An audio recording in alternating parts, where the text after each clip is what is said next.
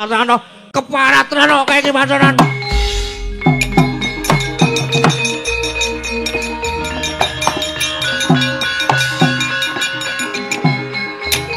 Ora aku wis megah sabar meneh.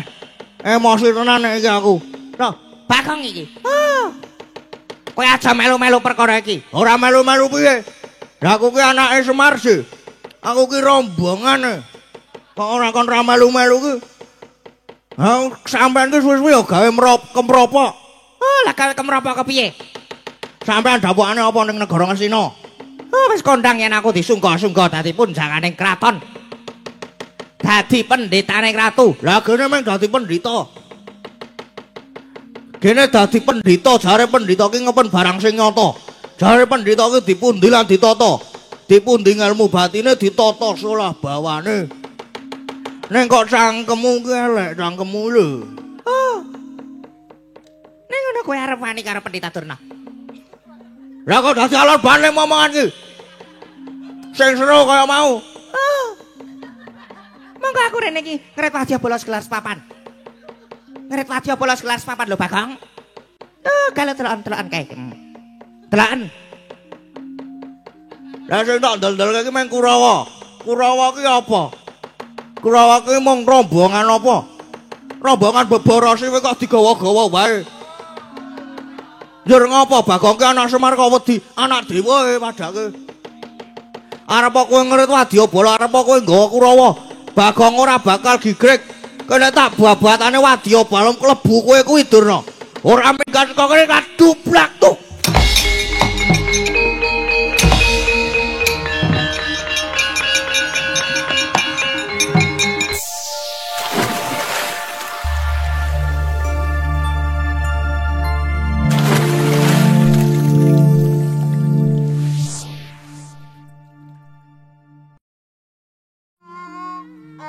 Ilahi ngawi kena mastu menawa sidam ngawi kena mastu silat mringgiwak jagat karono siran tondo gawe sisaning busana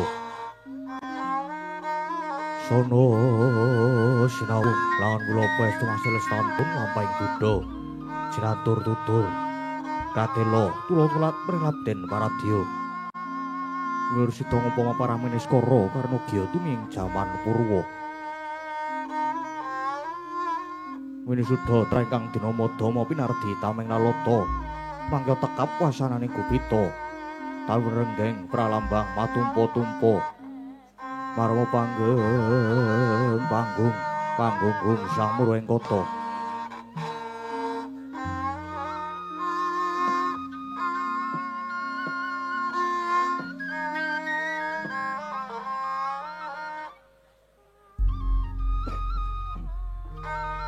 Kanenggih negari pundhita ingkang kae Adidasa Purwa. Eka marang sawijati linuwih dasa 10 purwa marang wiwitan. Senadyan kathah titahing dawa ingkang sinangga ing Pratiwi, kinasonganing akasa, kinapiting samudra, kerajak sami anggana raras. Nanging datan kadya ingkang ginupiting dalu samangke. Yekti ingkang sinebat gumlaring padukan Karang Kadempel, ya ing Karang Tumaritis. Ya ing Lambe Sireng pramila kinastan Karang Kadempel awit dukuh ingkang kasenengan bumi subur sugih kula wetu pala gumandul pala kasimpar pala kapendhem yang pala wija satemah hagesangi jalma sak dusun sinebat Karang Tumaritis karana kenging toya pancuran kang tinalangan mijil saking sendang miang tlaga sinebat Klampis Sireng krana tengahing padukuhan tinenggan wit klampis ingkang cemeng ulusipun dasare papan miring wina Radin winangun padukuhan wijang kang marga ngayat minggahing gunung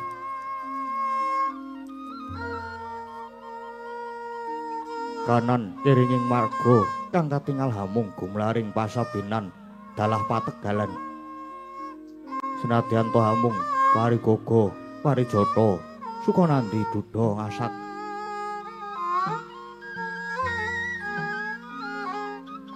parandene ketingal sarwi nang semake pancene wis ndungkap panen waing dami wis katon padha tumungkul kuning gumiring kadya kencana sinangling. Kati uping marata lembak lembak yayah ombak ing samudra. Sinawung swaraning Narakisma kang samya anggusah getak peksi kaya gamelan gedhok-gedhopyok surak ngepyak kang tanpa gending. Kaglaring pategalan datan kuciwa katingal jagung puhung lombok terong robyong-robyong kacang ijo royo-royo.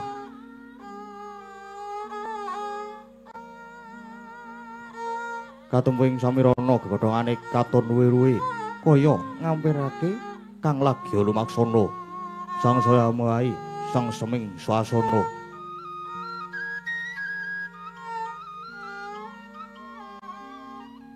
Garawe ngamung kisma ngulah pasiden datan ati lar waton ing kaendahan tuwin kasarasan saubenging saben wisma tinanduran sesekaran ingkang mawarni-warni indah lamun dinulu wangi lamun ginanda mawar melati ceplok piring arum dalu lunging gadung malangkung kaduping maruta manda anggrek malunging balumbang isi tirta wening. Saben wisma kandhange raja kaya tetela mlahi endahing bali griya. Turta datan tilar watoning kasarasan ilining toya sendang tinalangan andhoking pasiraman kekucahe naratas pasabinan menthok minti bebek meri sarta panggoyanganing kebo sapi jawajan jangkep angrenggani endahing padukuhan peksi podhang kumandang haleledang mencok panging ketabang drekuku manggut-mangguting weduku peksi jalak lunjak-lunjak aja-ajak marang peksi prenjak kaya sajak datan kencan semayang marang peksi bayan betet-betet pating jarwit datan katun peksi kang alit-alit bangsane bibit rangurangan sedaya sami sigrak semarak ing madyaning padukuhan wonten ing wisma adhap limasan sirap sepuh kang wis sirep singep kayu sengon wis saumur gebyog gedhek linabur gamping. Lah sinten to ingkang lenggah ing wisma Karang Kadempel tanasane muhung tetungguling padukuhan Karang Kadempel ya pamonging para Pandhawa ya satriya tuhu bekti marang Darma ya Kyai Kyai Lurah Semar Nayantaka ya Badranaya ya Saron Sari ya Dudha marang Munung ya sang juru Dyah Puru Prasanta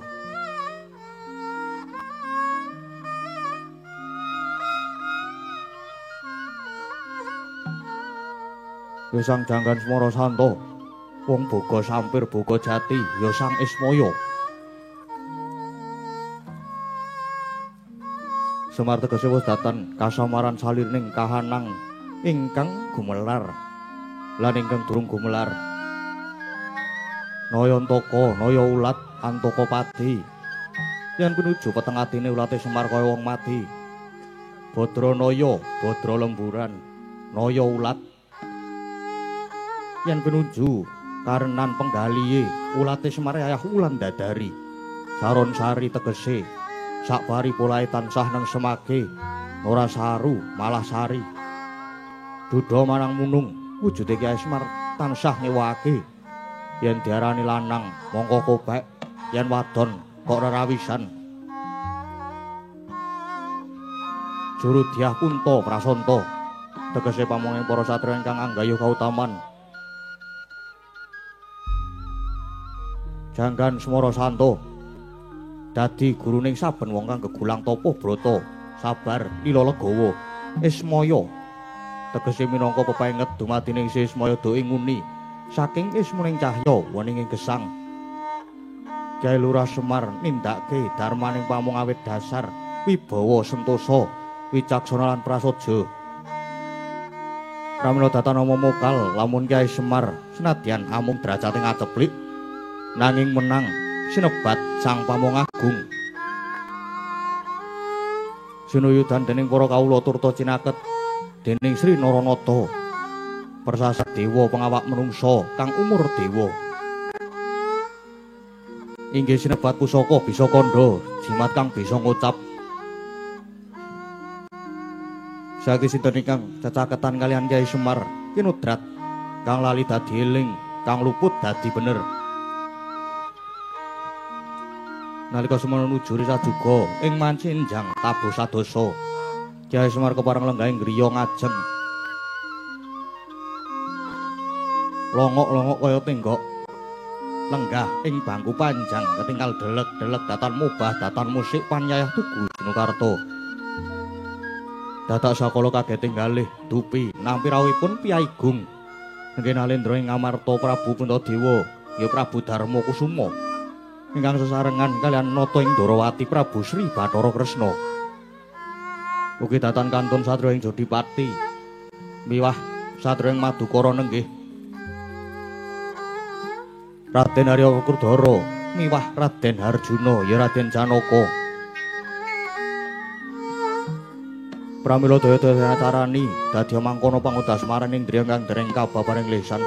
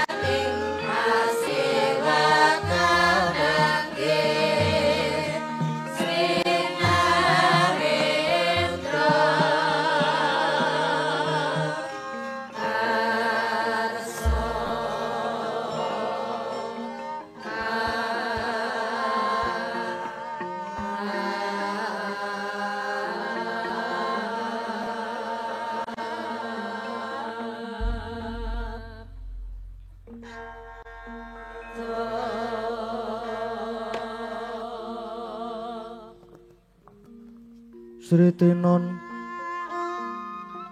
ning pasewakan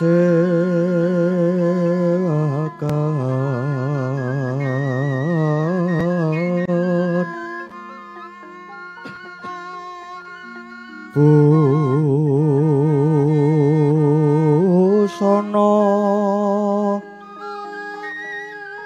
maneka warna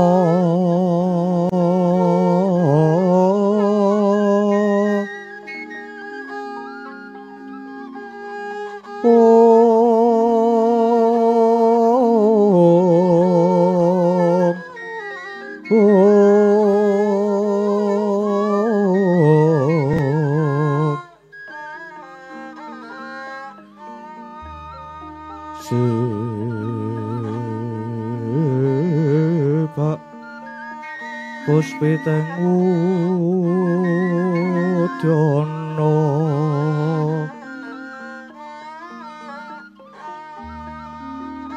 miang pancerah sarwarukma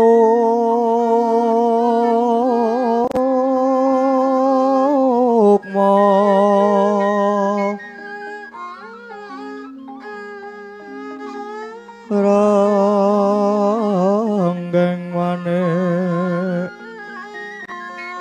Narawata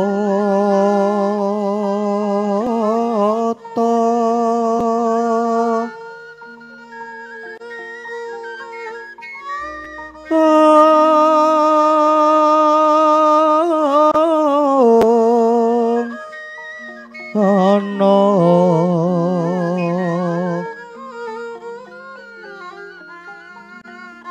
Oprah-prabanyo kang sumirat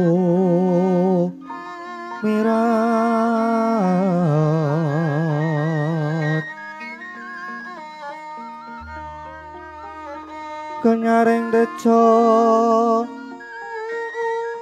liwat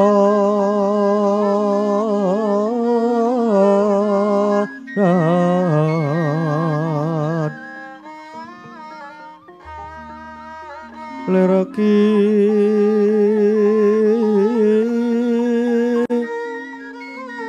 lat sisiring dadit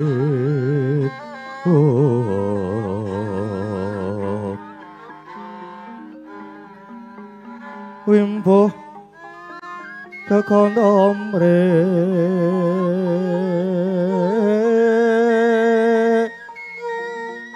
inggih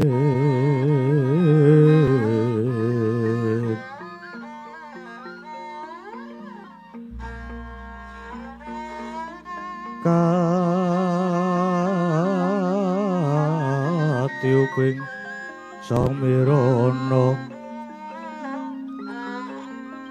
mandra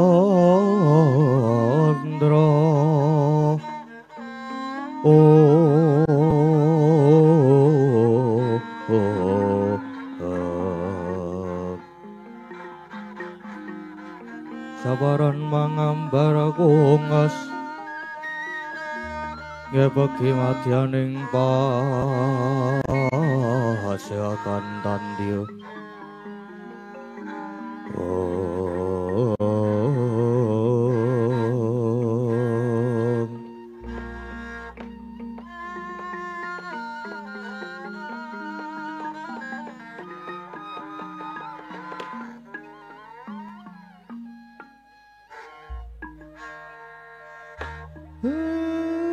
blegagak ugag sadulita mel mulane kok prenjake padha nganter jagone padha tarung jebul karang kadempel kerawan para priyayigung para her-her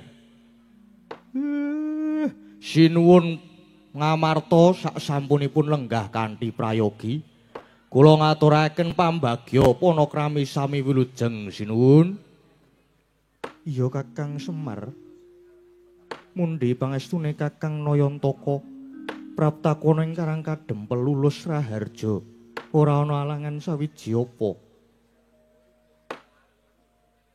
Mung wae salam taklimku katur Kakang Semar.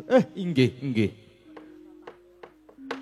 Syukur yen sami manggih wilujeng lan ngendika ngaturke salam taklim kula tampi nanging dawah sami-sami.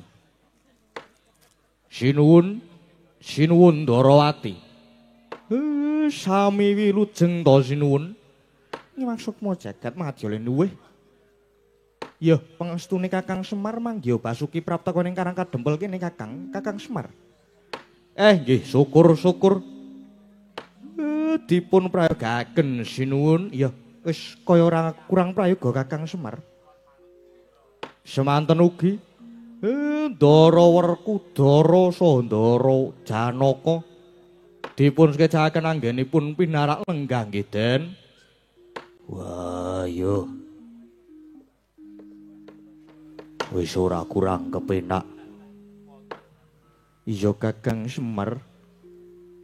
Inggih. Sinuwun. Persasat Karang Kadempel kados dene kejugrekan Wukir Sari kalebaning samudra madu inggih awit rawuhipun jangan dika sedaya. Nanging keparenga kula lajeng jumadung dawuh wonten wigatos sing karsa ingkang kados pundi dene sami kepareng rawuh wonten ing sudung kula mriki sinuwun. Monggo yen kula waspadaken kok semunipun nembe nandang pepeteng. Niki wonten napa sinuwun? Prayogi lajeng kababarna. Kakang Semar. Aku kepareng matur nanging yen ana luputku sing gedhe pangapuramu ya Kakang Semar. Inggih sinuwun.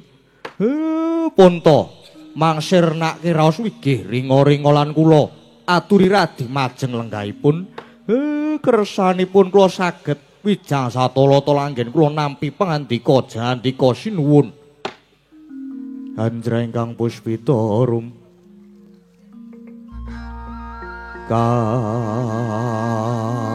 kasiliring samirana mrit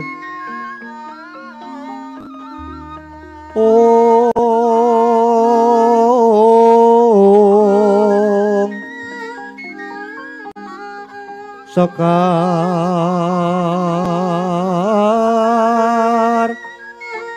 Gadung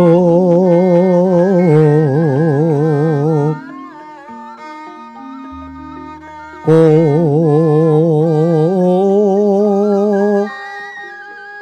Ngas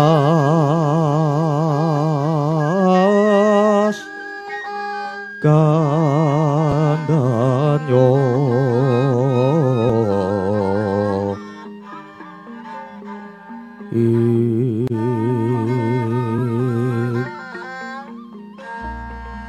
Maweh raras ratnaning driya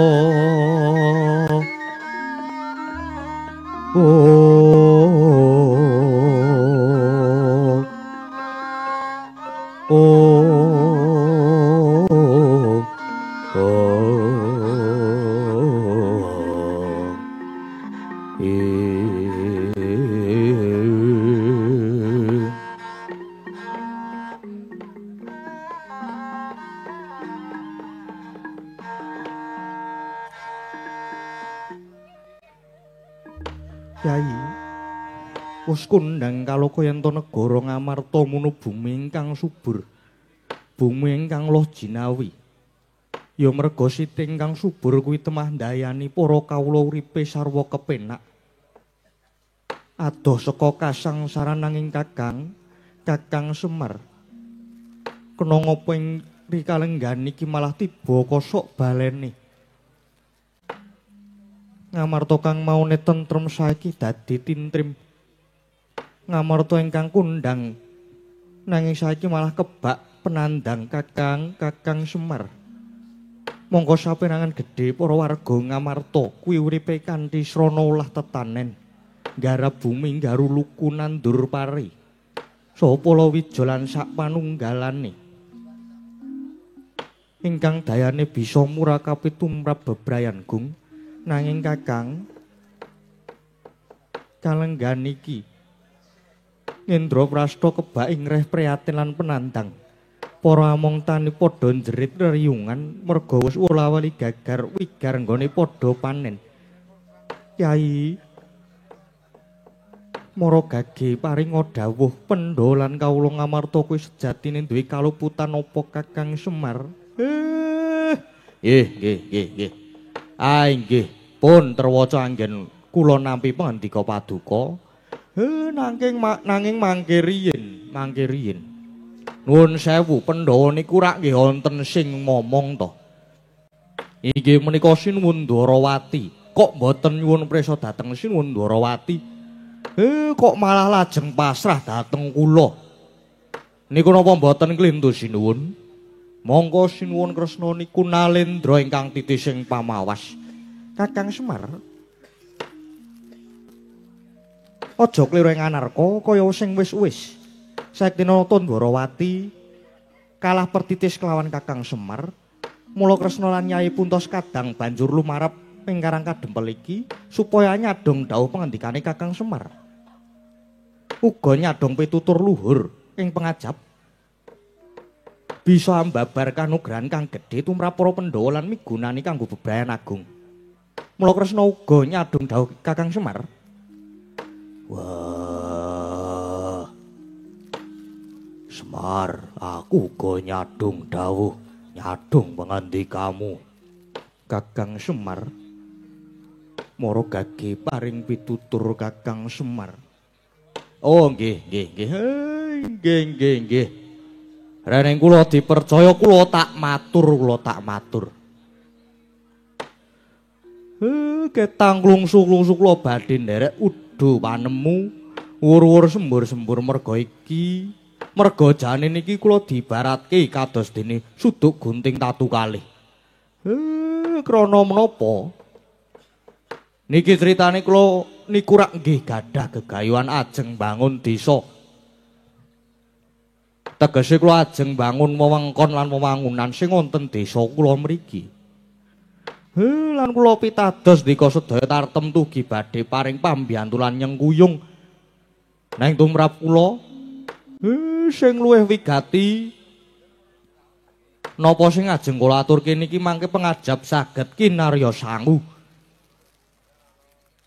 Supaya urip wonten ing Madyapada niki kebak katentreman katentreman adoh saka memungsuhan lan tansah dicaketke dening sanak ruang mitra kawruh kersane rumaket ledos duluran mat sinamadan daya dinayan bantu biantu margi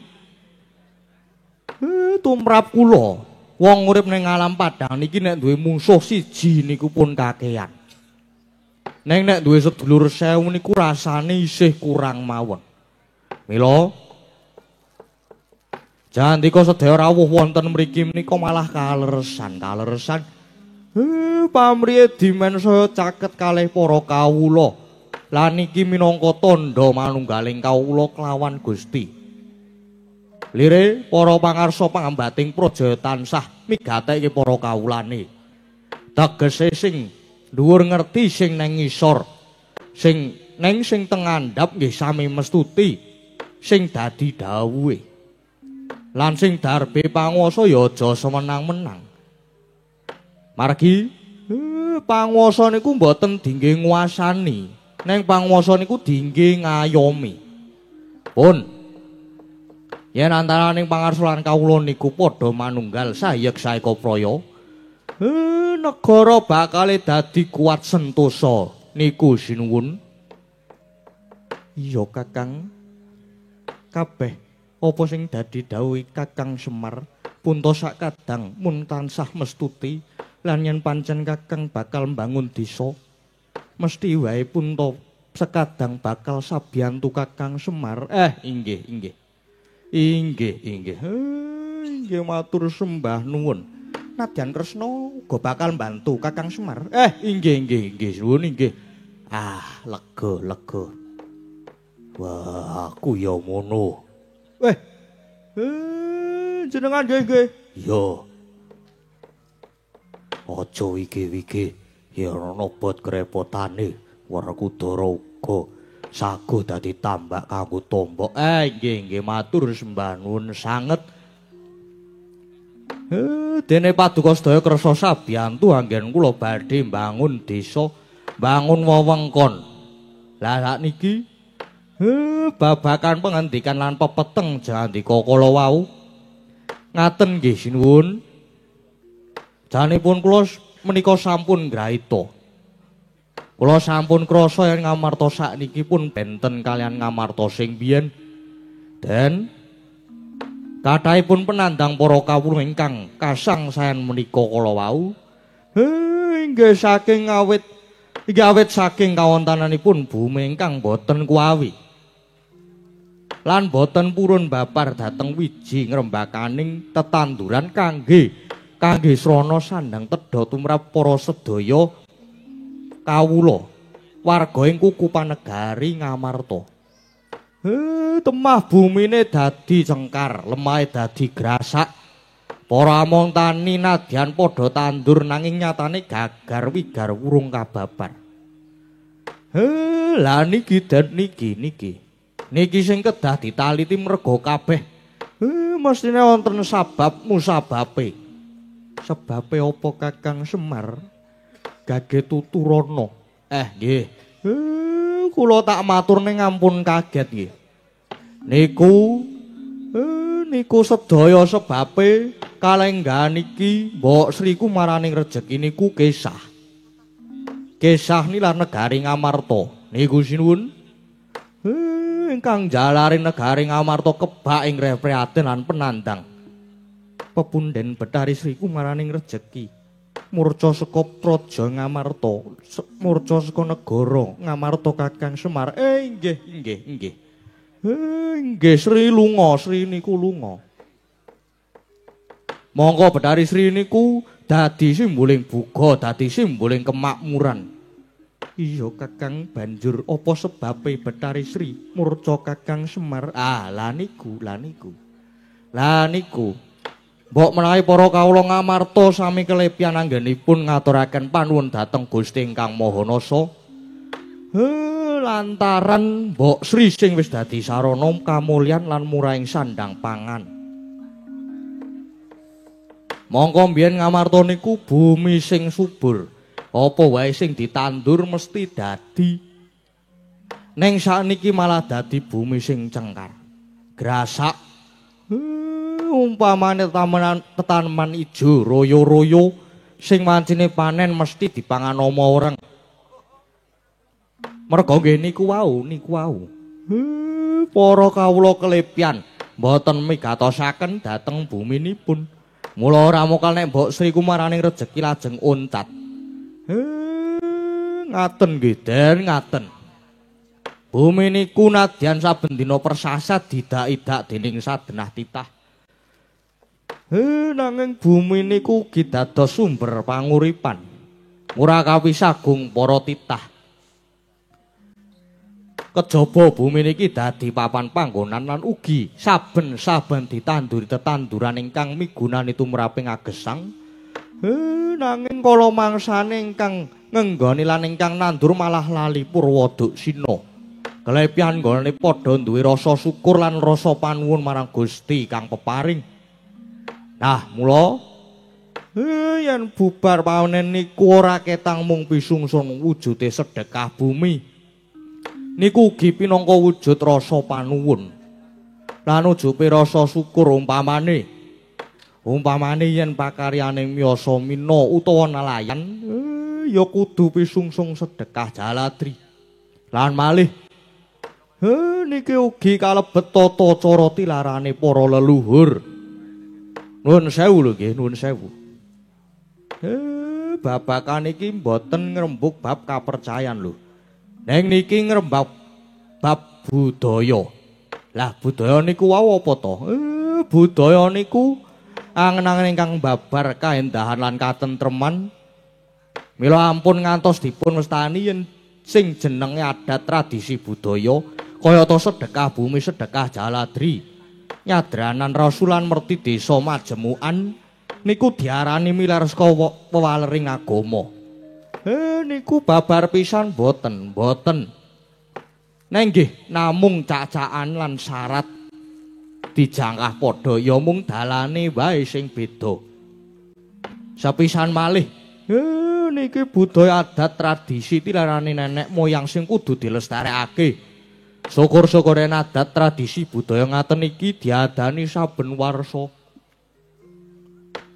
Lah niku sinuwun niku mula pun mangtiteni mawon. Yen para kawula ngamarta niku sami ninggalke rasa syukur, rasa panuwun marang Gusti, ninggalke adat lan budaya pun. Mangtiteni mawon, ora suwe maneh jagat kamarta badhe kukut ninggi mangke sinuwun. Wis ngalela antasang Badranaya. Angrajut aji mancala.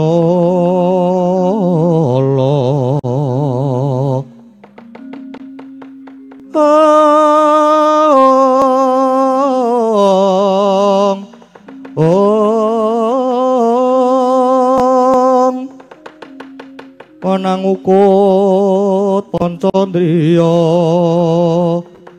sayakti dewa utama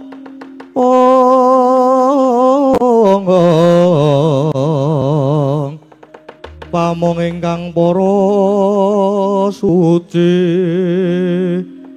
dadya hayuning bawana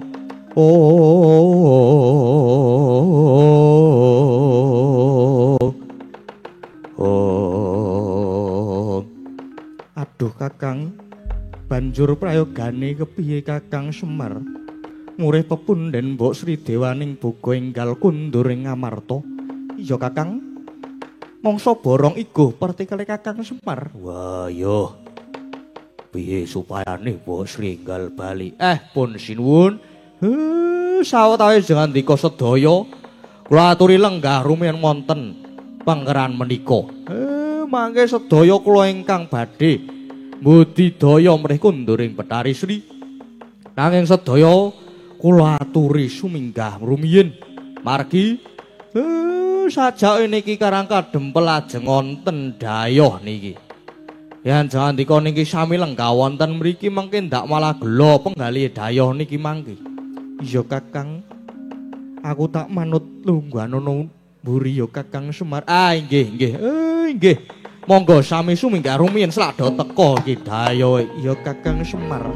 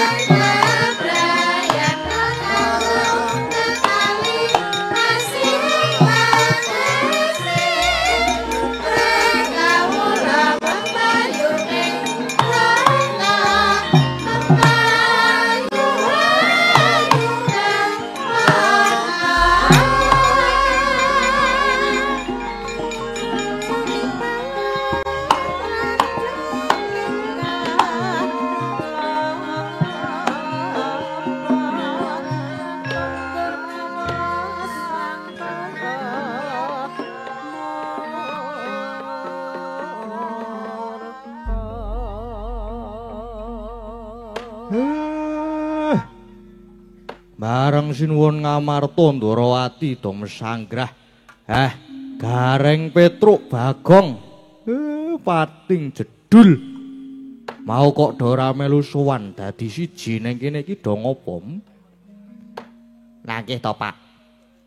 Nek kula Petruk Bagong niku melu sowan dadi siji teng mriki, mengke ndak malah ganggu ledos rembugan wong ya kabeh ki sing rawuh ya piyai luhur.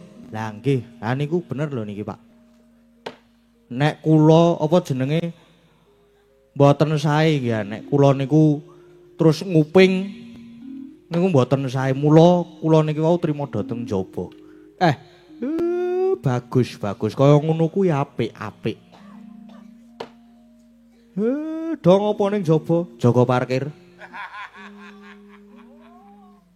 Ya mboten tong ngangkring.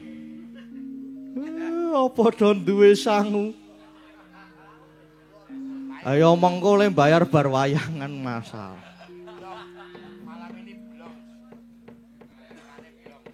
Neng niki apa jenenge? Nganu lho, Pak.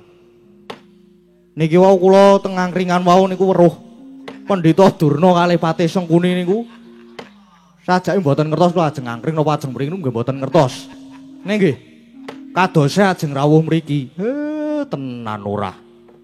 Ana dayoh tenan iki. Tenange, Pak, santai, slow. Iki lho. Galine lho. Santai wae. Engko Durna karo Sengkuni kae iki di papan mesti mung arep gawe kisruh. Mesti kuwi, arep gawe kisruh. Mengko nek macem-macem tak atasane wae Pak, dupake engko gampang. Iya. Nang yo mengko dhisik. Mula kowe saiki do pindah lungguh ning mburiku kene. Sajake iki dayohe wis arep teko. Sajake dayohe wis arep teko kowe dok gek dondang pindah rene. Ora usah kesuwen mengko ndak selak mlebu dayohe. Oh iya Pak, ngesake dawuh ya Pak.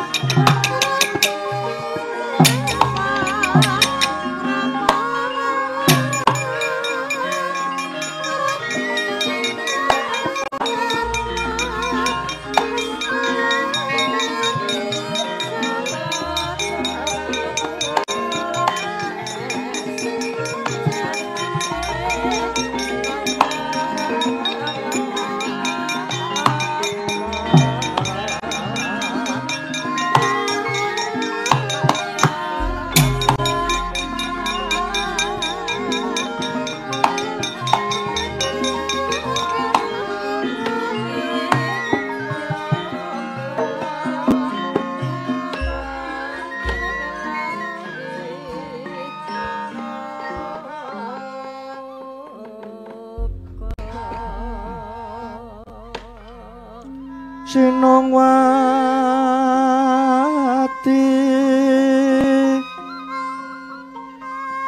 Sinongwati jagat kinari hamong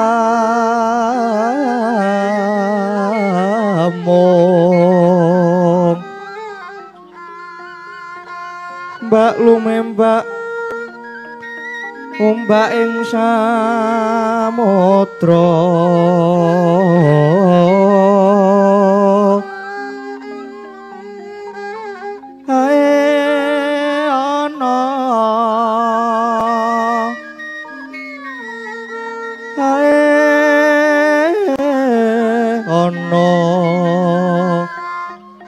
Pale lumut hambak kanggeng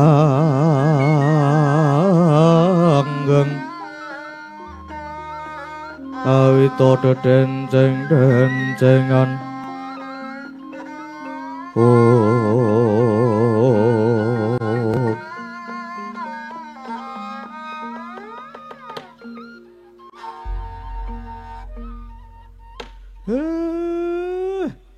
mulane kok gagake do ngubengi omah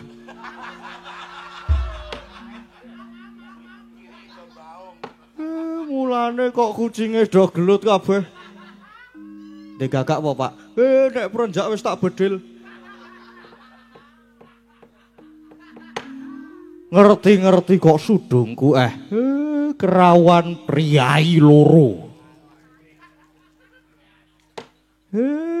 mangke riyen Begawan Durna saha Rekyana Patih Harya Sengkuni sasampunipun lenggah kanthi sekeca sarawuh jangandika kula ngaturaken pambagya panakrami sami wilujeng to niki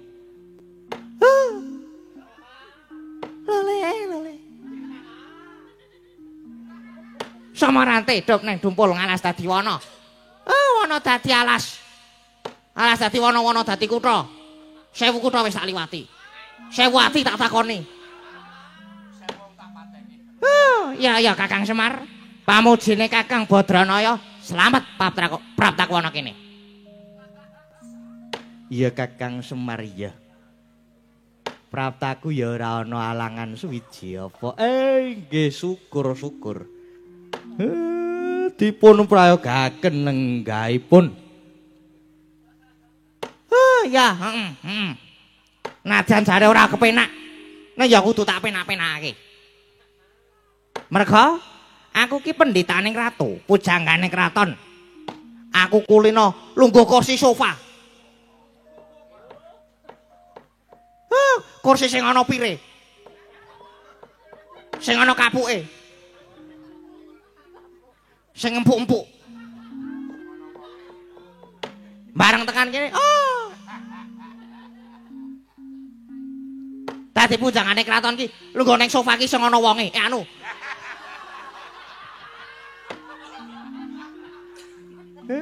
Pripun. Bareng tekan kene. Lah kok atose Raja Mak. Marake pegel. Sesuk dadak mulih pijat urat.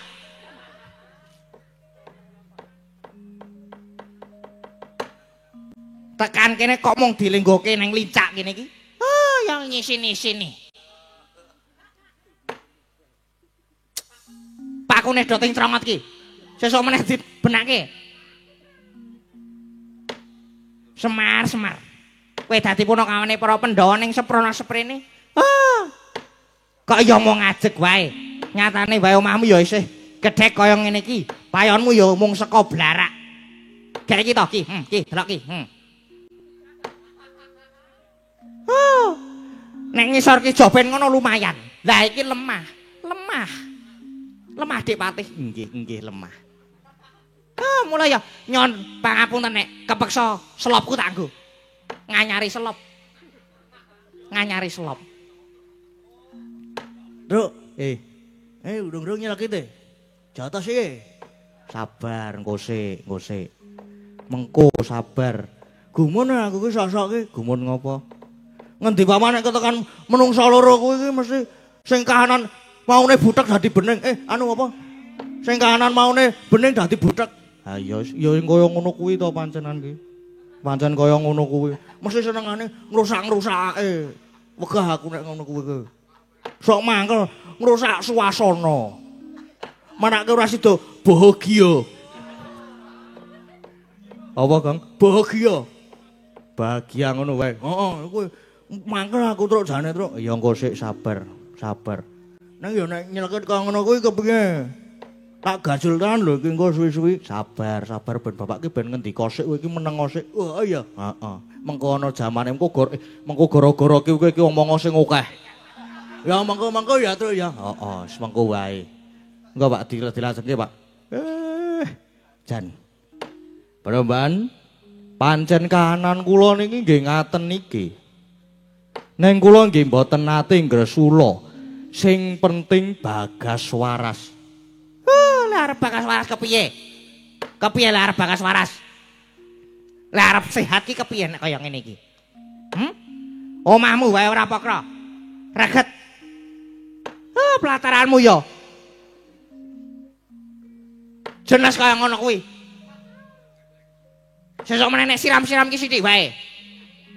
Rasa sak tandon banyu kok digrojoke kabeh. Marake jeblok, selop anyar padake.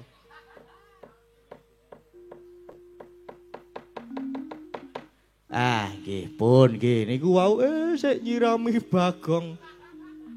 Ora jebul loro-lorone mangkeli ya, Truk ya. Gajul loro-loro dhewe, Truk. Aja. Nggih. Pun kersane sampean.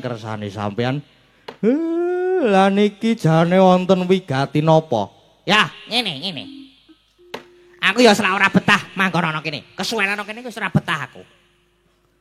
Bakune Prapta ning Karang Kademel kene mung mundi dawuh anak Prabu Duryudana. Rening saiki negara Ngastina. Lagi ke Taman Pageblok. Nek larang sandang larang pangan ki ora mungkin. Ora kaya Karang Kadempel kene iki ora kaya ngene iki. Merga negara Ngastina ki negara sing sugih blegedu nyatane wae. Deloken iki. Panggon aku sarwa emas. Sarwa emas kabeh. Nanging, Mbuh, jalanane apa kok dadi negara Ngastina? Saiki kawulane akeh lelara, akeh rajapati bebasane sok lara. Sore tumeka ing pati. Mongko pirang-pirang budidaya wis ditindakake. Klebu nimbali para pinter, para wiku winasis. Supaya ngusadani renganing praja, parandene ora mendha malah saya ngrebda. Ya nggih. Lajeng pripun? Lajeng pripun? Lah, Bajur. Anak Prabu Duryudana nampa wangsiting dewa. Wangsit sak ayam merah kuwi, Truk. Menenga. Wangsit ki beda karo pangsit. Ngele aku ki. Ayo mengko. Anak Prabu Duryudana nampa wangsiting dewa. Negara Ngastina bakal wales saka penandang waton, ora ketang mung sedhela kudu mboyong Semar ning negara Ngastina. Nah, tekaku ana kene iki kedawan supaya mboyong Semar. Nek jane aku ora percaya karo kluwane Semar iki apa? Ora percaya. Ning kene aku mung saderma didhawuhi. Anane ya mung mangkat ngono wae. Wes. Iki kowe gelem tak boyong ning Ngastina, Semar arep njaluk bebal apa wae bakal tak turuti. Bakal dituruti, ayo. Gelem ya Semar, gelem. Iya Kakang Semar. Aku minangka dadi saksi tama yen Kakang Durna iki kedawan supaya mboyong Kakang Semar. Mula yen pancen Kakang Semar kersa diboyong, wis ta. Arep ngarani bebana apa aja sumelang. Mesti wae bakal dituruti klebu anak-anakmu mengko ya bakal dimulyakake Kakang Semar. Semare koden prayetna samulire seka balik kilar-kilar semeti tengahing latar nggih Nggih, kula jane niku mboten kawratan yen ajeng diboyong ten negari Ngastina. Nanging nggih ampun sakniki. Margi kula nggih tesih wonten ayahan. Minjang yen pun rampung ayahan kula pun Semar purun diboyong. Lah terus kapan? Kapan? Ayahanmu kok sajak penting banget. Nggih udakara setengah tahun. Munggahe nggih setahun malih. Lah Tara Semar. Setengah tahun gedene setahun. Gampange kowe mau ngarep nampik Semar. Mau ngarep nampik. Kowe iki mau ngarep diboyong dimulyake kowe kok ora gelem. Mbok kowe iki ngrumangsani. Kowe iki mung punakawane Pandhawa wae. Neng tekan sprene kowe tetep melarat. Kowe mau ngajeg dadi batur Gedipal 17. Lah wong arep dimulyake kowe kok ora gelem, gleleng aku kowe Semar. Lan meneh Semar. Mau ngarep aku kandha nek jane aku ki ora percaya karo Semar. Aku jane sutik teko ning panggonanmu kene. Ning gandeng aku kedawan anak Prabu Duryudana. Kepeksa aku kudu menyang. Mula Semar tak bujuk srana alus ora gelem. Apa kepeksa aku kudu nganggo cara sing kasar? Kersane sampean pripun kados pundi? Galo sawangan. Delakan kae. Aku rene ki nganti wadyabala gelar papan kanthi sikep gegamaning ayuda. Mula nek kowe wangkot ora gelem tak boyong. Karang Kadempel bakal tak dadekke Karang Abang, bakal tak obong. Lah ana keparat rene kowe iki paconan.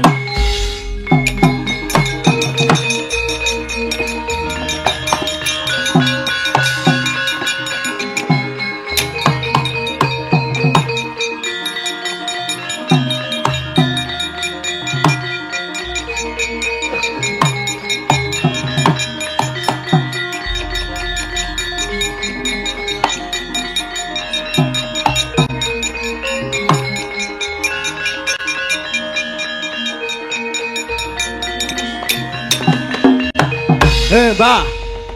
Nuwun sewu, mbok nek duwe wadah kacang ki dijaga. Ditata nek duwe wadah kacang ki. Ora waton omong. Wah, Bagong emosi tenan kae. Gong sabar lho, Gong. Sabar apa ora iso ora kena.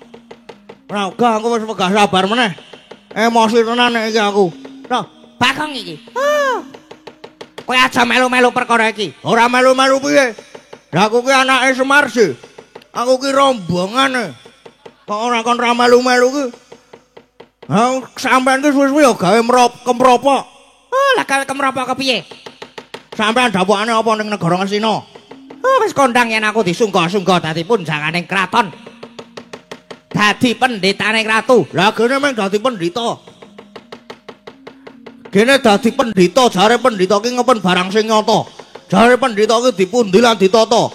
Dipundi ilmu batine ditata solah bawane.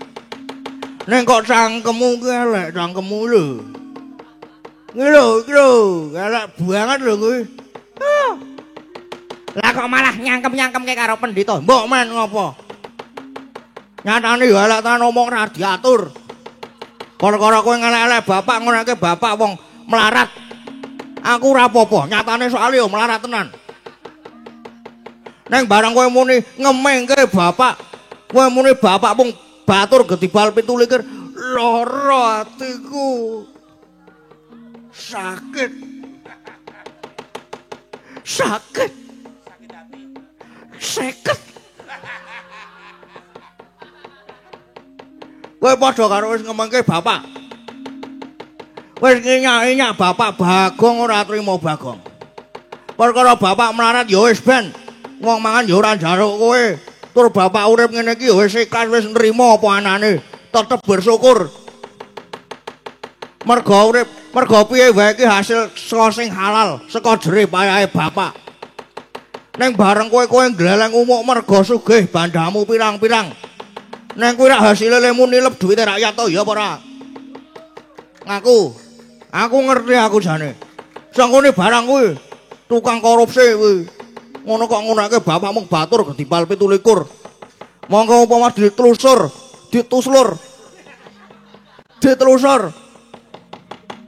Semar nek karo Durna ki derajate dhuwur bapak. Ora coba bapak ki sapa? bapakmu ki genamung Semar. Wong melarat, wong keserakat. Kuwi rak tata gelare. Neng batin bapak ki dewa. Dewa apa? Dewa kok bentuke kaya ngono. Mirang ngel. Kowe tak kandhani ya, bapak iki isih jaman enom ki jenenge Sang Hyang Pespa. Sapa jenengane? Sapa, Truk? Sang Hyang Iswanti. Sang Hyang Iswanti. Oh ngawur. Kuwi guru SMKI. Sang Hyang Ismaya. Sang Hyang Ismaya. Nah, Sang Hyang Ismaya ki tunggale 3. Nomor 1 Sang Hyang Tejamaya ya toga kae. Nomor 2 Sang Hyang Ismaya. Terus nomor 3 Hyang Manikmaya ya Bathara Guru kae. Ora bapak ki dewa ngene iki dewa iki. Kakangne Bathara Guru tak kandhani. Dadi aku nek nyeluk Bathara Guru kae siapa? Kae omku kae sian kae. Dadi aku nek dolan ki ora trima ning kraton-kraton, ora trima ning kraton. Ning kayangan, ning gone si Ora ding aku ora tau dolan rono. Rek piknik barang ki ning kayangan padahal ora meng kaya kowe kuwi. Durna ki apa? Durna ki apa? Durna ki sapa? Durna ki jaman enom jenenge Bambang Kumbayana. Biyen kowe ki bagus ning merga saka pokalmu dadi elek kaya ngono kuwi merga dipoteng-poteng karo Patih Gandamana. Ya apa ora? Klebu Sengkuni kuwi ya bagus. Ning merga saka unine, merga nek muni elek cangkeme terus disuwek-suwek. Mula ya tekan saiki Durna karo Sengkuni iki mung dadi provokator. Kaya ngono kok nyepelekke bapak kowe iki. Melarat mung batur gedibal 17 Bagong sing ora trima. Aku ki sayang je karo bapak ki. Masuk angin tak keroki nggo pacul. Piye? Ben langsung gede-gede, ora trima nggo koin. Tak keroki yo nggo pacul, nggo sekop. Langsung gede-gede. Bapak dijegoke kirik we, kirike tak cekel tak masak. Bapak disruduk babi we tak priksake. Ora mungkin nek tak tulungi. Babine tak masak yo an. Babine sing tak priksake nek iki ora. Bagong iya elek kok kuwi. Jane arep nesu ra, Gong? Ya nesu sik, Dlit. Tak nesu. Sabar. Mula nek kowe ngelek-elek karo bapak. Nek kowe ngelek-elek bapak Bagong sing ora trima. Luwe-luwe kowe sumban ning Karang Kadempel arep tok obong. Arep tok obong Bagong sing arep belani Bagong. Ayo, muni kowe saiki dur muni. Mani kowe ngunekke bapak meneh tak laban cangkemmu. Ning ngono kowe arep wani karo Pendeta Durna. Lah kok dadi alon bane momongan iki. Sing seru kaya mau. Monggo aku rene iki ngret wadya bolos gelas papan. Ngret wadya bolos gelas papan lho Bagong. Kalau telokan kae. Telokan. Lah sing tak ndel-ndel iki meng Kurawa. Kurawa ki apa? Kurawa ki mung rombongan apa? Rombongan beborosi kowe kok digawa-gawa wae. Njur ngopo Bagong ki anak Semar kok wedi, anak dewa padake. Arep kowe ngrit wadya bola, arep kowe nggawa Kurawa. Bagong ora bakal gigrek. Kene tak babatane wadya balem klebu kowe kuwi Durna. Ora minggat kok kene kadublak tuh.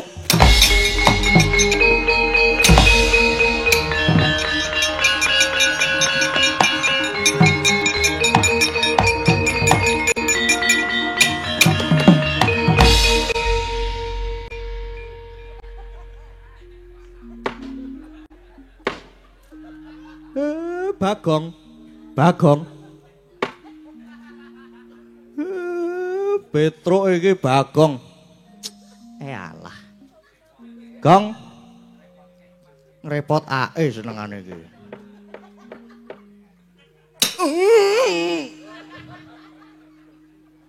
Kok kucing, Truk? Engko sik kene pindah rene sik. Ora ding ning kene wae ding. Wis ning kene wae. Ya ora ditapuk dadane, Truk, sesek aku kuwi. Ayo salah ra tangi-tangi kowe ngopo? Lara ndase mumet. Bar nyundul sengkune ndasku mumet e, Truk. Ayo engko dipriksake. Gareng Petruk Bagong mangsa borong lehmu arep ngundurke lehmu arep budidaya mangsa borong. Sing baku para kawula karang kadempel aja nganti kasempya ing ngaradan. Sendika Pak, siap nek aku mono mau ora melu-melu perkara iki kok. Mau tak tinggal turu nek aku kok. Aku kan ora ngerti apa-apa. Nggih, sendika Pak, gampil Aman wae. Wis gak kono mlebu wae Pak, aku selak pengen nonton limbukan aku. Selak pengen gara-gara. Wis dadak ngliwati limbukan barang lho iki engko. Selak pengen ngomong akeh-akeh. Iya. Heeh. Umpama cara ratu ngono, aku arep kundur kraton. Alah gayane. Arep kundur kedaton. Nemoni ndara-ndaraku sing do lungguh ning mburi kae. Oh nggih. Terus ngersake diringi napa niki? Diringi ambulan. Ora ngawur lho Pak. Wis. Senengane kok. Ora. Diringi nganggo ladrang irang. Terus dibacutke ning slepek irang. Oh nggih, siap. Siap nek ngono siap Pak. Monggo kanca-kanca perkawit karang kadempel. Nah, piye? Bapak Semar nyuwun dipun iringi ladrang irang. Dipun lajengaken srepek ireng monggo buka bunang Pak Jegu.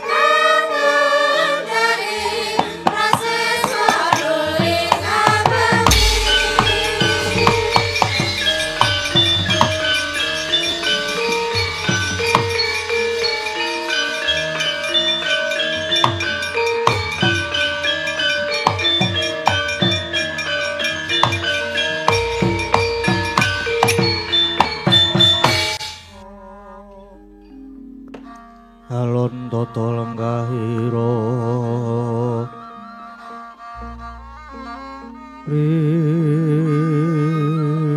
risam arta tameng dasih misudan donoraras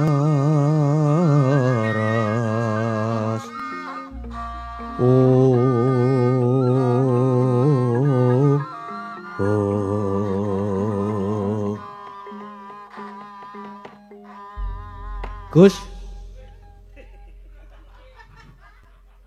Ndara Gatot, Ndara Antarja, Ndara Antasena kula jan ngaturaken matur nuwun niki. Dene ndika sedaya kersa rawuh wonten Karang Kadempel sajake badhe paring pambiyantu nggih. Kut jaja aku sing apa jenenge? Tinggi harapane. Oh, Petruk. Iki kakekne Semar bakal mbangun desa.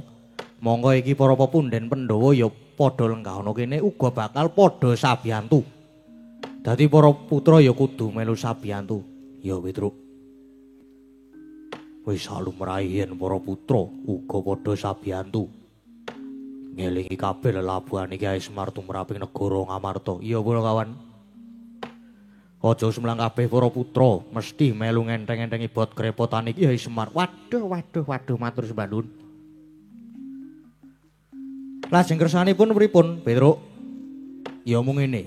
Gegayuhan utama ki wis sak mestine yen ana pacubane. Mula aku sak sedulur mapan ana kene iki sing baku njaga keslametane Kyai Semar lan kahanan Karang Kadempel. Neng kowe kabeh ya sing kudu prayitna. Merga saka pandugaku ki mengko bakal ana wewujudan sing ora kasat mata. Ora kasat mata niku pripun? Tegese bab sing alus. Weh. Alus. Hantu po? Ya kaya ngono kuwi lah. Kaya ngono kuwi, gampangane iki kaya ngono kuwi. Mula Kakang Gatot, Kakang Antarja iki ya sing do praitna waspada tenan. Merga iki pancen arep ana laku dom sumuruping banyu kang sumedya mbuthek banyu bening. Klebu Gareng Petruk Bagong ki ya sing do praitna tenan. Nggih, Gus siap. Lho Gong, sing ati-ati lho iki, Gong. Kuwi nek ora ati-ati, wah. Aja nganti nglamun, pokoke aja nganti suwung jagatmu. Sa, pokoke nek aku ki ora tau nglamun kok, Truk. Ya. Sorote pandam sula amadangi pasarean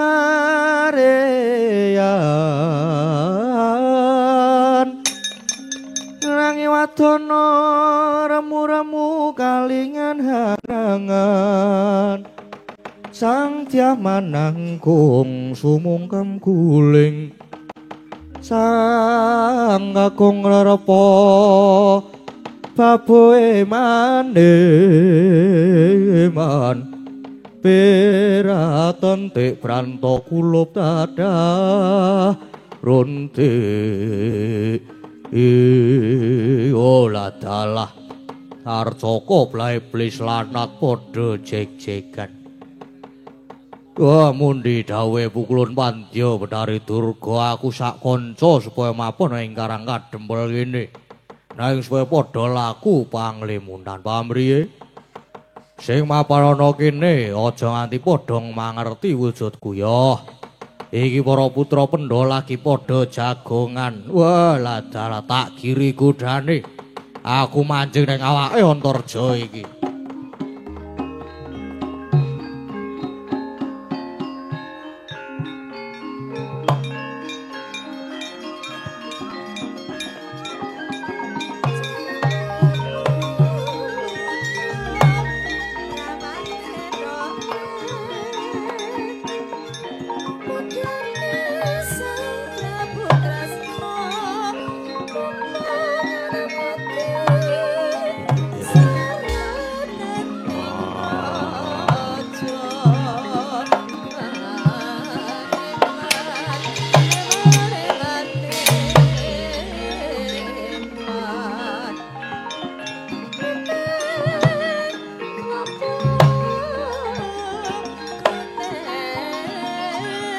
Ngopo Kang?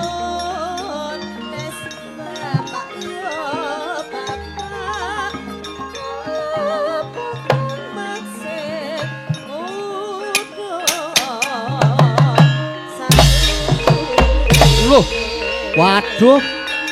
Wah, iki.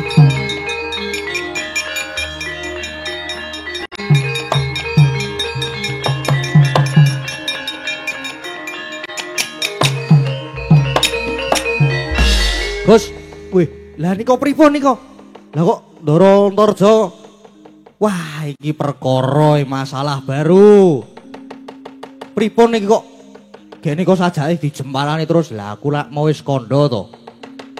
Aku wis kandha sing do ati-ati tenan ora kena do ngalamun.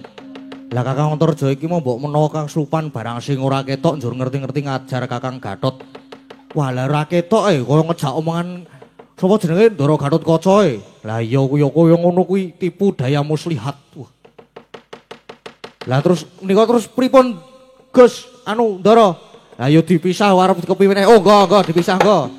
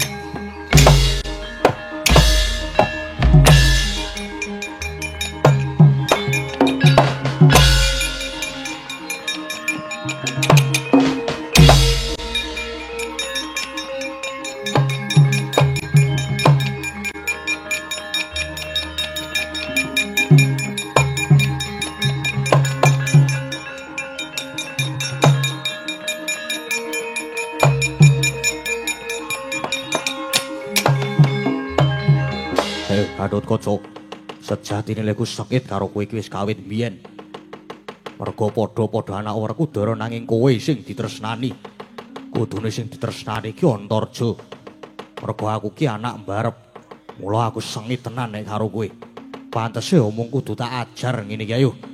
Nek pancen kowe digdotang ya Gatotkaca.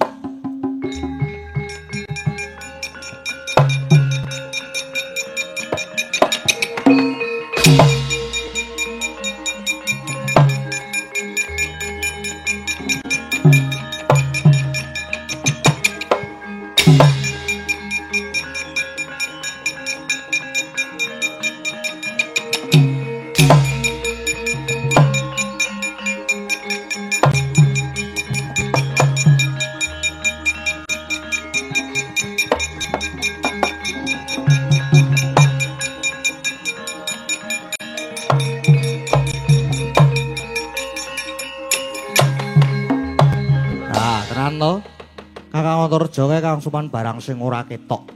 Mula terus tegel ngajar karo Kakang Gatotkaca nganti semaput kaya ngene iki. Lha terus niki pripun, Gus? Dipriksake nggo? Ora kudu dipriksake. Menengo wae kowe iki. Tak leletane nganggo sungutku tangi Kang.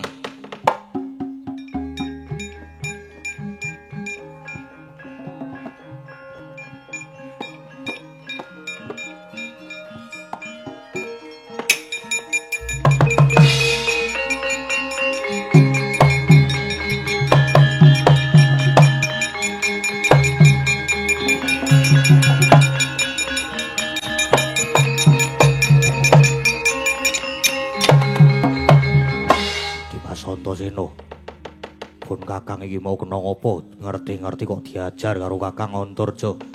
Ayo merga Kakang Antarja iki mau kelebon barang sing ora ketok. Mula banjur tega jempalani Kakang Gatot. Wis saiki ngene wae. Kakang Gatot kuwi duwe daya piandel ya kuwi Suket Kalanjana. Wih. Suket Kalanjana. Iya. Kuwi daya piandel lho Petruk ora nggo dolanan. Kula tak nyuwun nggih makani sapi. Wis kono kowe minggato wae, Truk. Sengit aku nek krungu suaramu jane. Pae ora ngono kuwi ah. Mau. Ayo to, guyon biasane guyone kok. Meneng sik iki lagi serius. Oke siap. Tak meneng aku. Wateken, kuwi wateken ben iso weruh sing ngeslupi Kakang Antarja wateken Kang. Nek wis weruh Kakang Antarja kae genti ajaran wae ya Dimas mati dening aku.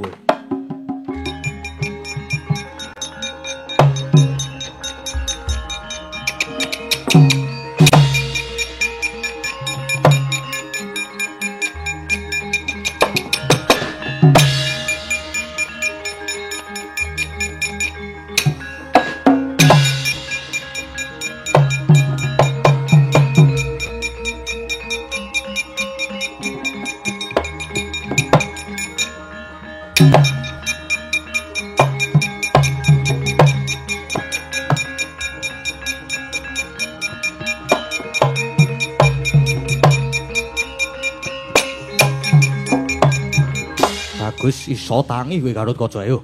Saiki padha lanange padha dene anak Werkudara dhisik Digdaya nyuwun pangapunten aku kepeksa tegel karo Kakang Antarja.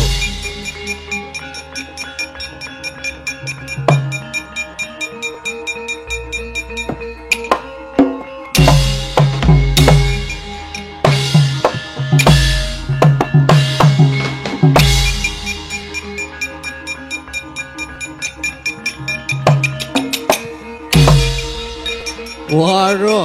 Ah.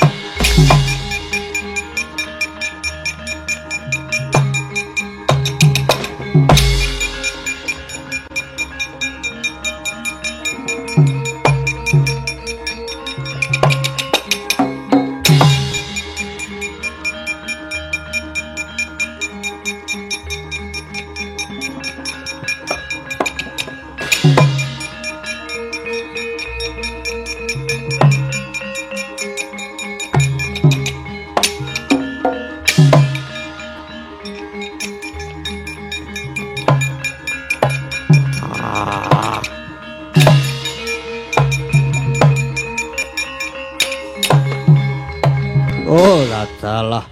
Antarja mbok ajar aku iso metu saka awayan ngono. Apa kowe iso weruh karo aku, Gatotkaca? Ora weruh apa dudu aku. Ayo kowe ngaku wae. Buta saka ngendi aku Ditya Maling Sukma. Wadyabala baju barat. Tekan kene mung arep gawe geger. Yah, pancen aku tekan kene supaya ngiri kuda sing do mapan ana kene. Lan supaya gagalake gegayuhane Semar ora gelem bali aja takon dosa. Tak ilangi jaga siramu. Wah, untal malang rimah-rimahe.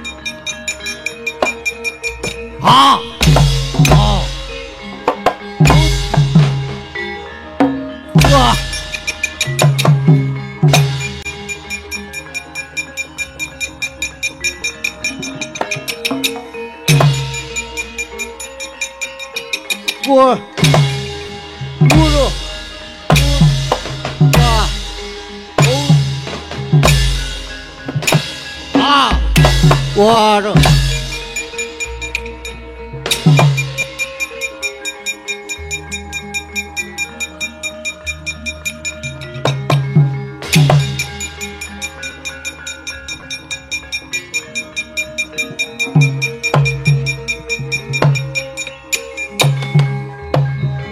Wah, wis iki.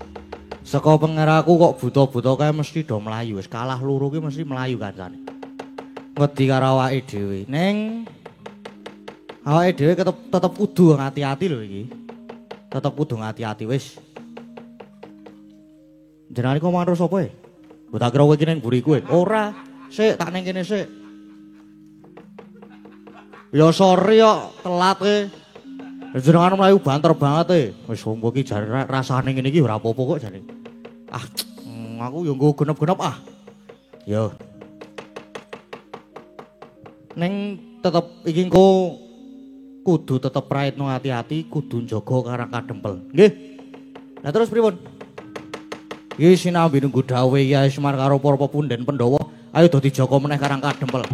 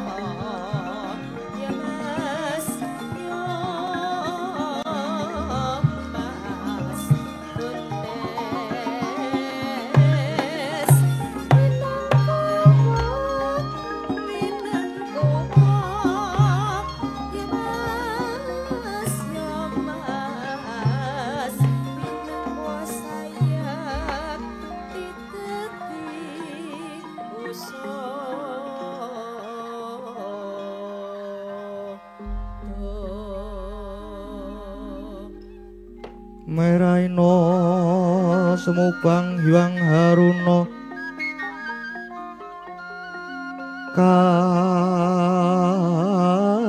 katinetraning anggara apuh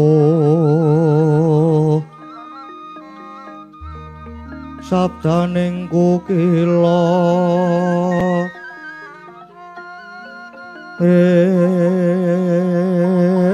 kanikara sageter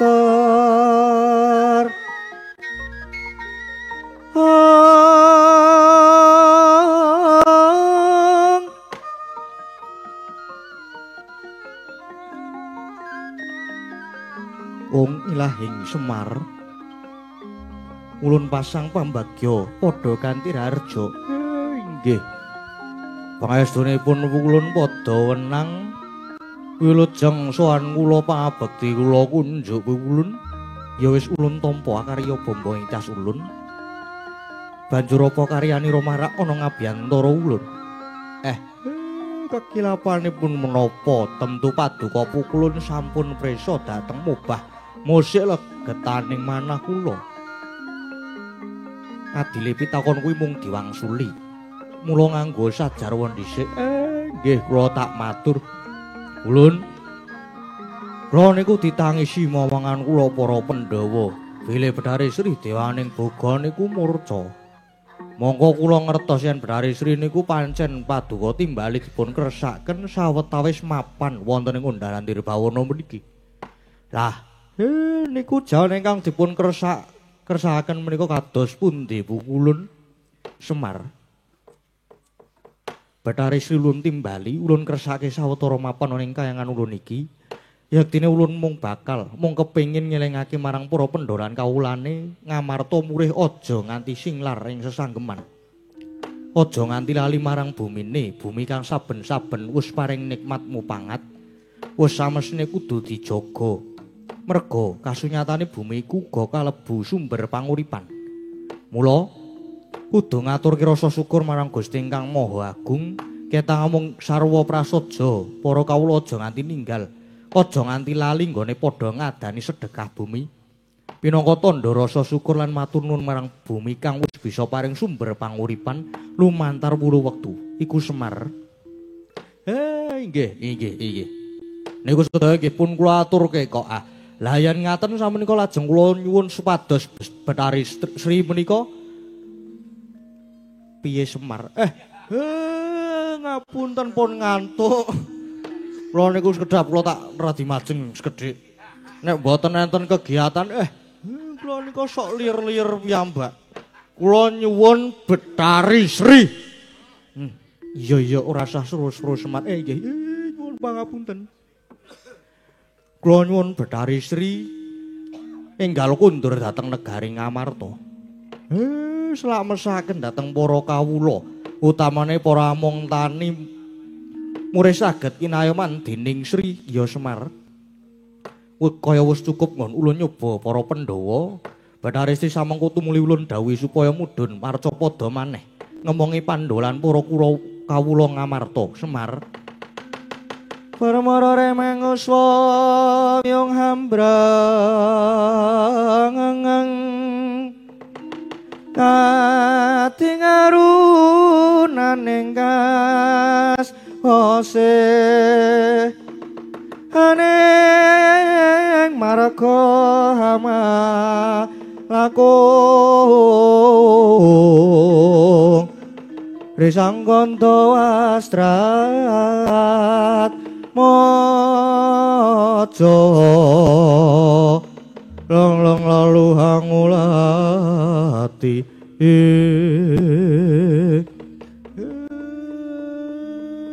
inggih matur sembah nuwun sanget. Matur sembah nuwun Pukulun dene sampun minangkani panyuwun kula. Sedaya dawuh paduka Pukulun badhe kula esthaken. Nanging lajeng babakan anggen kula badhe mbangun desa.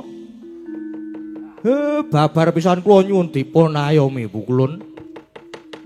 Ayo sumelang Semar, ulun mesti bakal njangkung lan paring sarana marang gegayuhan kita. Nggone bakal mbangun karang kadempel, malah babar pisan ulun uga paring wahyu katentreman kanggo jeneng kita lan para Pandhawa mudhune para kawula Ngamarta. Nggih matur sembah nuwun Pukulun. Dados niki lakone saged dados lakon wahyu katentreman. Iya mengkono Semar. Nggih. Jebul mengkaten. Niki saged kangge lampahan tumuring wahyu katentreman mangkono. Mekaten.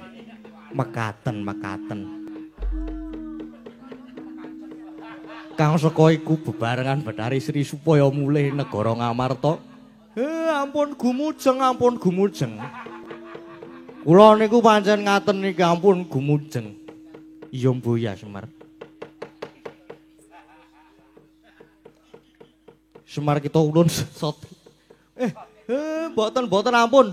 Kula tesih ajeng momonge. Iya. Babar pisan tampanana sarana kakuatan kanggo bangun desa uga ayu katentreman tumuli tampanana Semar. Inggih matur sembah nuwun Pukulun.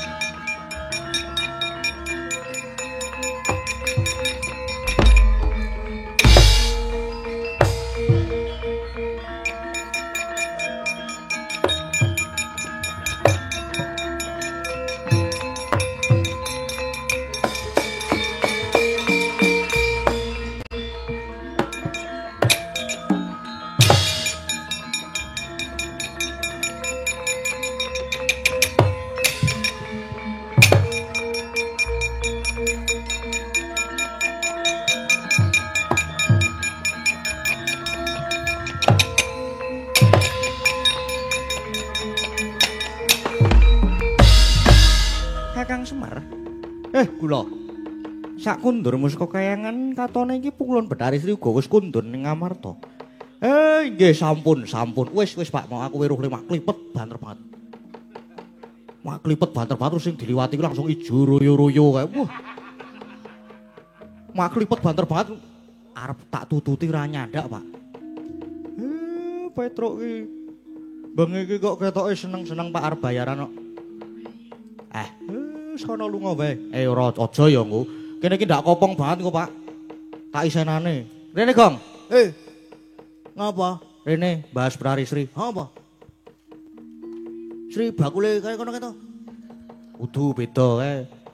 Wis biyen bakul biyen saiki wis ora ana. Oh iya. Heeh. Wis gek teruske, Pak. Nggih. Sapa jenenge mau? Bathari Sri. Bathari Sri sampun kundur. Sampun mulih teng Ngamarta, negara Ngamarta. Aduh, Kakang. Matur nuwun banget ya Kakang Semar. Nggih. Malah kejaba kula diparingi sarana kangge bangun desa.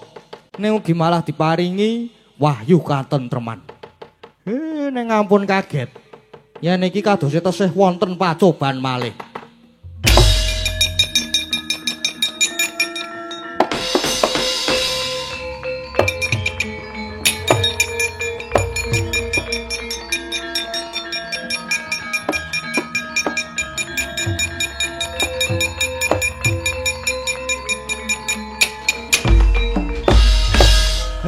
Iki gareng mlayu-mlayu ana apa?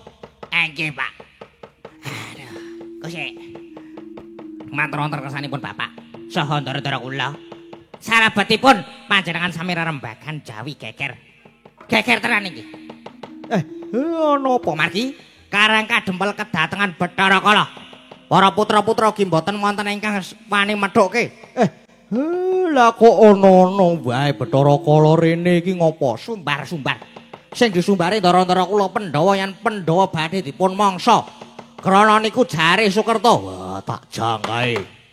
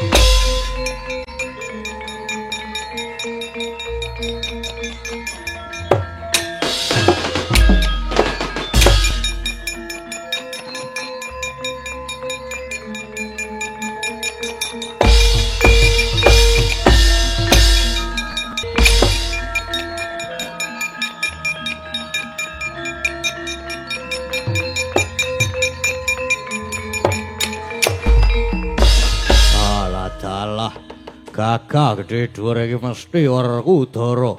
Wah, kowe Bathara Kala. Sing jar arep mangan aku sasedulur. Ya, pancen Pandhawa iki dadi Sukerta. Tegese kuwi dadi wanganku. Mulai manuta kowe dadi mangsaku Werkudara. Yen pancen iso gage panganen. Nanging kepara kowe sing malah tak dupak mencelati kamu. Wah, untal malang.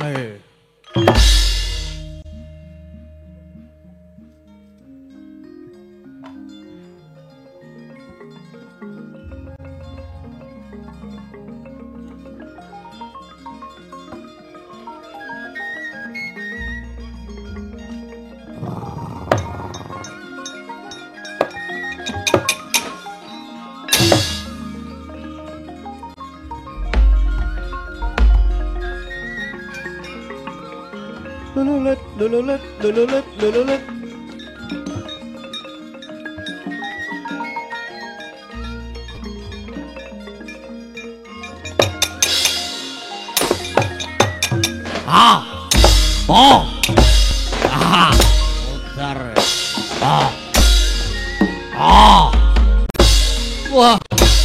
Wah.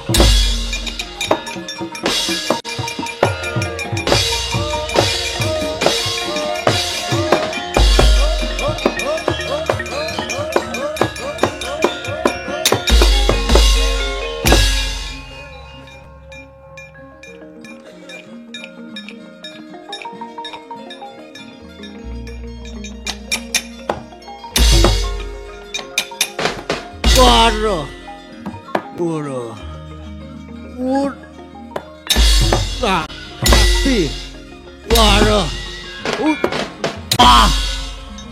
Waduh. Wah.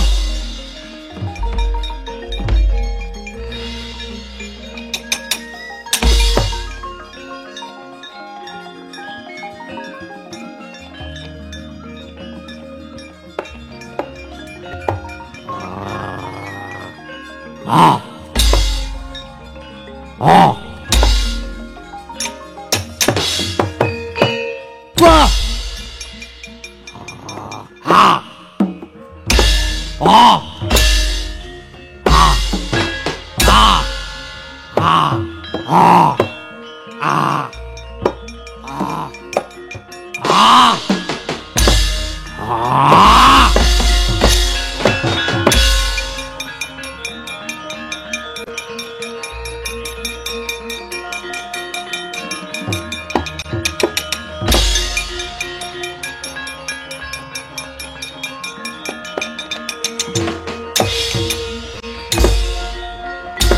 Hold. Ah. Ah. Ayo. Ah. Ah. Ah.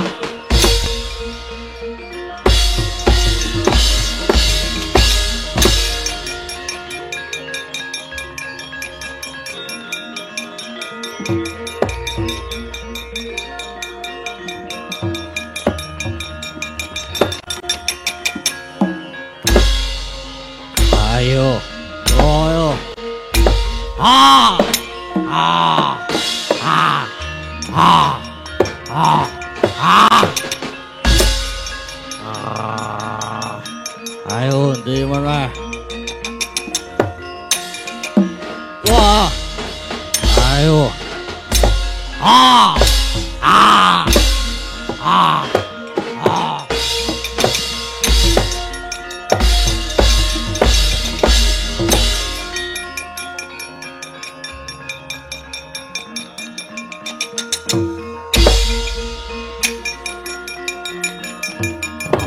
Ah.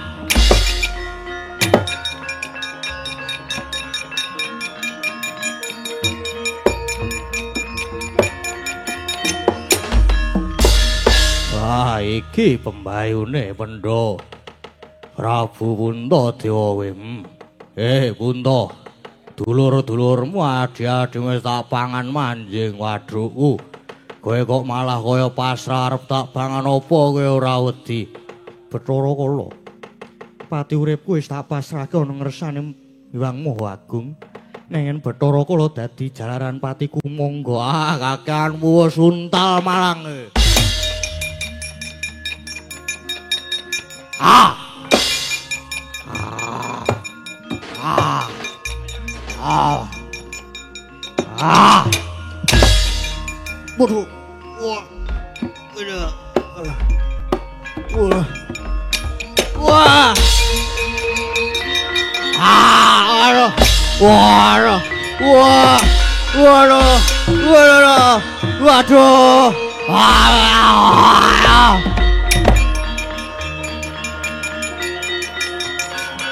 Ah.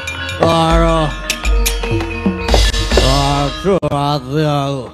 Warku Dara Janaka kembar. Tak pangan kaya gampang wae mancing waduk. Waduh. Ning barang Puntadewa tak pangan, mung mandhek ana telak kok malah klelegen aku. Tak lulu ora iso, tak lepe ora iso. Aduh, piye iki lara kabeh awakku. Aduh. Ah.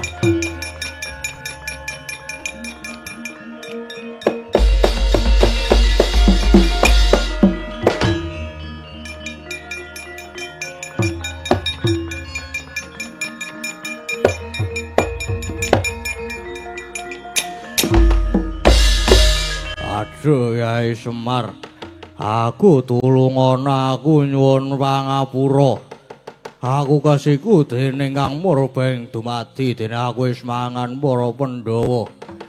Warku Dara Janaka lan kembar wis kalu mlebu ning wetengku mung kari siji Puntadewa. Rekane tauntal ning malah mandeg ning guru aku dadi kelelegen aduh.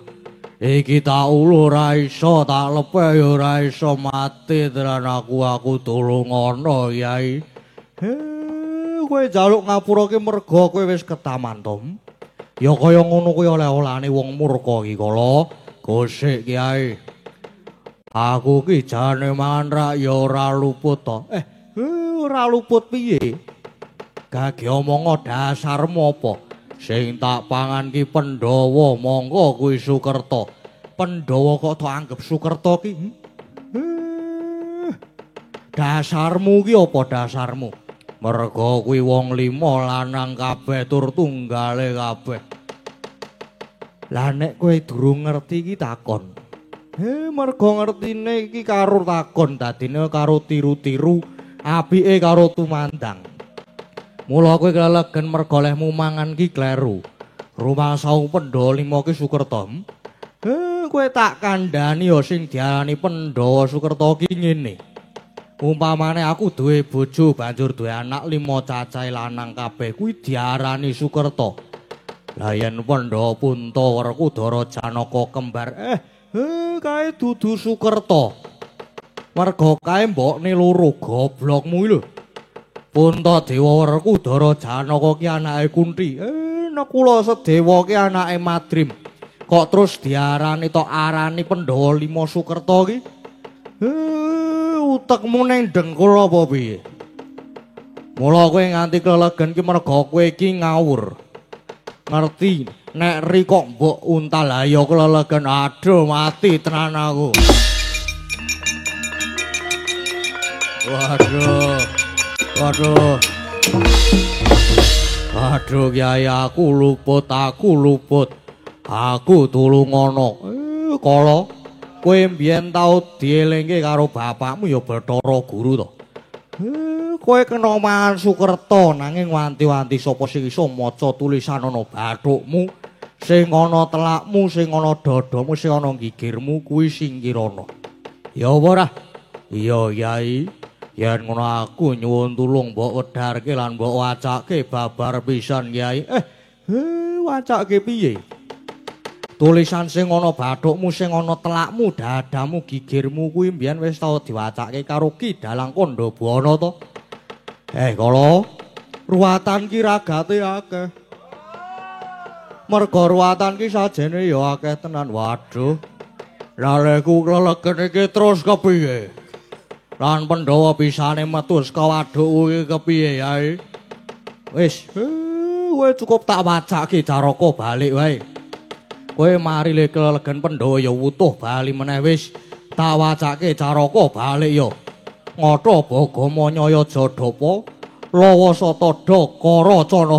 Aduh Kyai.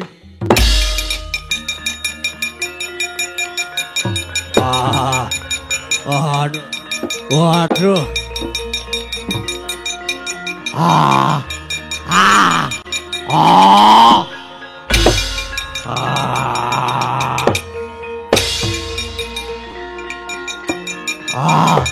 Waduh.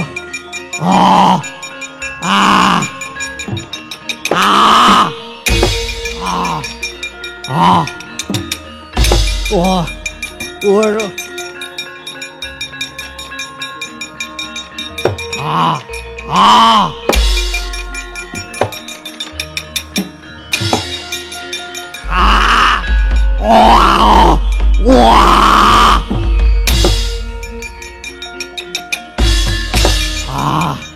Aduh.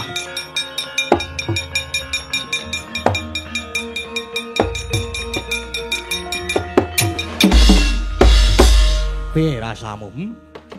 Bareng Pandhawa wis mbok lepeh piye saiki? Yo, kepenak rasane aduh Kyai. Aku wis kapok tenan ora arep mangan Pandhawa. Sepisan mlaku nyuwun pangapura ya Kyai. Wis aku tak bali ya Kyai. Wis kono bali janji baleni meneh aja takon dosa.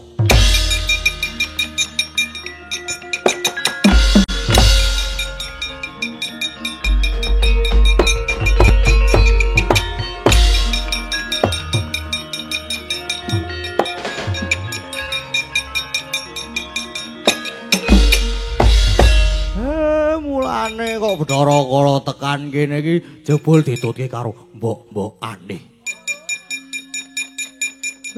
Ayo gelem bali apa ora?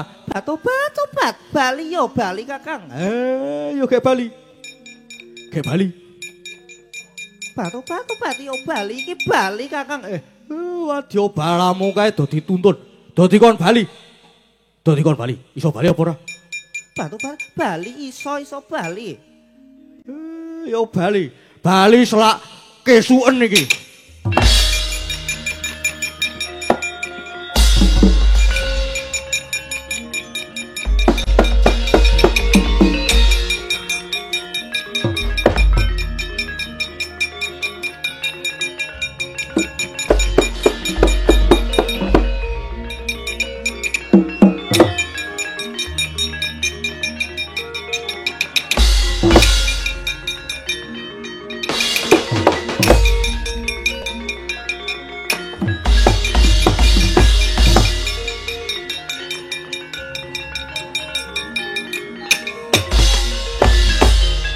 Niku wau napa Gus? Wah ya wis. Sing penting kowe ora kena nggih pun. Sengaja tak liwatke dhuwurmu men ora kena. Kok nek kowe kena ora sida bubar. Nggih. Nggih, engko ndak enten lakon Semarilang.